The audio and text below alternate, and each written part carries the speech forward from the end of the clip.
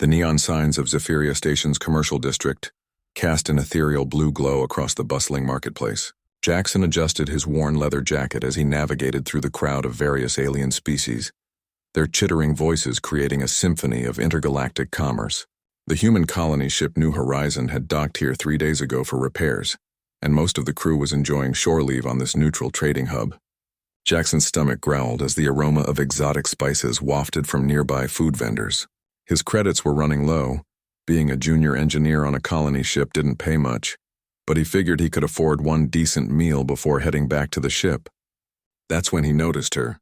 An elderly human woman, probably in her 70s, stood hunched outside Veltar's Premium Provisions, one of the station's most upscale establishments. Her clothes were simple and worn, her gray hair tied back in a modest bun. She clutched a small faded purse against her chest as she gazed longingly at the displays of fresh fruits and delicacies behind the shop's shimmering force field entrance. "Please," she was saying to the towering Veltarian shopkeeper, whose forearms gestured dismissively. "I just need some basic nutrition tablets. I have credits." The alien's translator crackled with disdain. "Your kind of credits are not welcome here, old female. This establishment serves only premium clientele.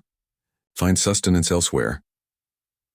Jackson watched as other aliens walked past the scene, some averting their multiple eyes, others chittering what sounded like agreement with the shopkeeper.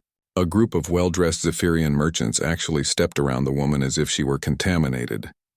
The elderly woman's shoulders sagged. "But the other vendors are closed for the cycle, and Leave now or I will summon station security," the Veltarian hissed through his breathing apparatus. Jackson felt something ignite in his chest, that peculiar human emotion that his alien crewmates often found puzzling. Without thinking, he approached the woman. "Ma'am?" He touched her shoulder gently. "Are you all right?" She looked up at him with tired but kind eyes. "Oh, hello, dear. I'm fine, just having a bit of trouble finding food. I'm Ruya, by the way, Ruya Chen." "Jackson Torres," he replied with a warm smile. "Listen, I was just about to grab lunch. Would you like to join me? There's a nice little place around the corner that serves real Earth-style food." Ruya's eyes widened. "Oh, I couldn't impose, and I'm not sure I can afford—" "My treat," Jackson interrupted. "Us humans have to stick together out here, right?" Behind them, the Veltarian shopkeeper made a sound of disgust before retreating into his store. 20 minutes later, Jackson and Ruya sat at a small table in Terra's Touch, a modest human-run eatery tucked between two larger alien establishments. Jackson had ordered 2 portions of synthetic protein with real vegetables, expensive by his standards, but the smile on Ruya's face made it worth every credit. "You know," Ruya said between bites, "it's been so long since someone showed me such kindness. Most people see an old woman traveling alone and assume the worst.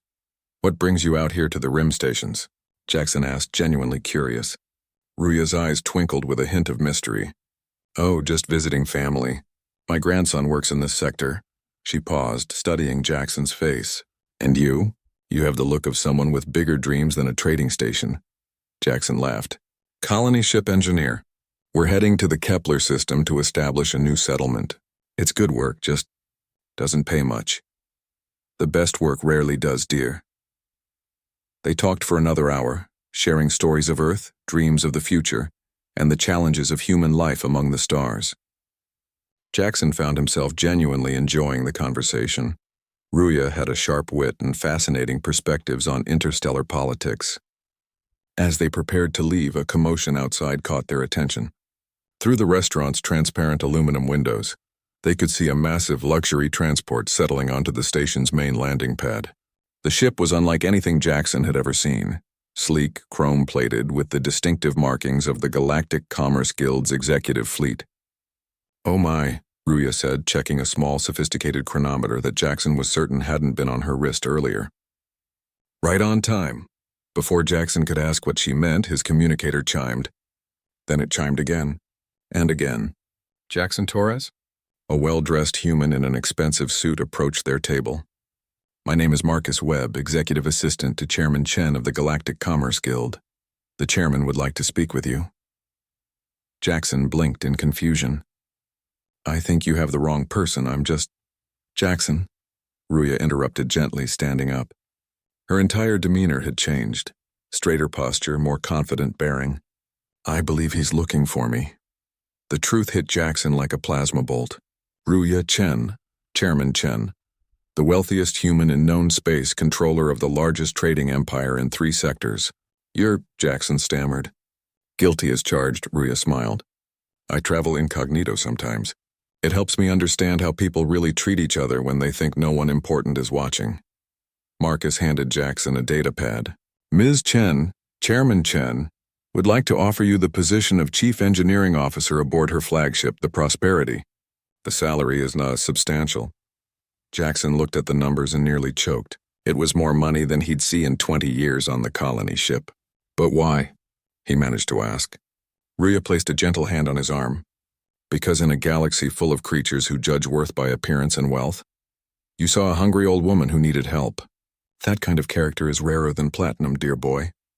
Outside, the Veltarian shopkeeper was prostrating himself before several guild representatives, apparently having discovered who he'd turned away earlier. The colony ship leaves tomorrow, Jackson said weakly. And my flagship leaves in a week, Ruya replied. But Jackson, whatever you choose, remember this. Humanity's greatest strength isn't our technology or our ambition. It's our capacity for kindness to strangers. Don't ever lose that. As Jackson stared at the contract that would change his life forever, he realized that sometimes the most luxurious reward isn't what you receive. It's knowing you did the right thing when it mattered most. The galaxy was vast and often cold, but human warmth, it seemed, could still light up the darkness between the stars.